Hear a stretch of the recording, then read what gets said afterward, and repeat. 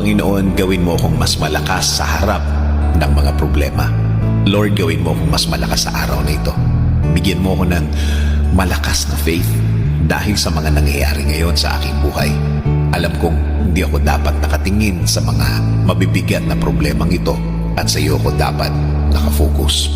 Ilagay mo sa aking puso at isipan ang iyong pagmamahal at pag-aalaga.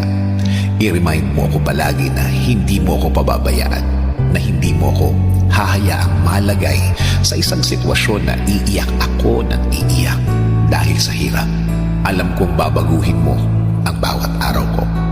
Alam kong ang lahat ng ito ay hindi magtatagal, magbabago at magbabago ito. At hindi mo hahayaan ako, Lord, na mawala ng loob sa mga araw na darating. Alam ko na lagi mo akong i-guide sa tama at tahimik na buhay. Lagi mo akong i-remind, Lord, na marami ka nang naitulong sa akin, na hindi mo ako pinabayaan ng mga araw na ako'y nahihirapan.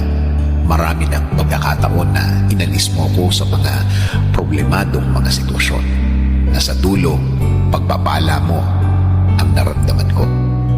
Alam ko this faith of mine can move mountains, na hindi ako dapat papadaya sa aking nakikita, na dapat mag-focus ako sa iyong blessings na laging available para sa akin at sa aking mga mahal sa buhay.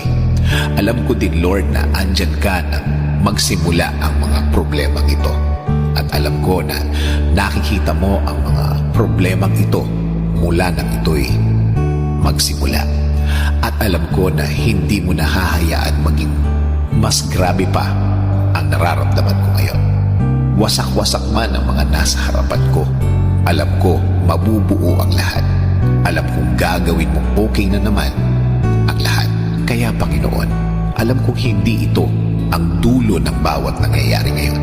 Alam kong aalis ako sa sitwasyon na ito na mas matibay at mas malakas. Alam ko rin na mas matalino akong lalagpas sa sitwasyong ito. Alam kong marami na naman akong matututunan. Alam kong lagi kang nakabantay at lagi mong tinitignan ang aking kapakanan. Kaya maraming salamat pa din sa araw na ito. Maraming salamat dahil alam kong ikaw pa din ang may kontrol ng lahat. Isinusuko ko na po ang lahat sa iyo, Panginoon, at patuloy niyo pong pasukin ang buhay ko.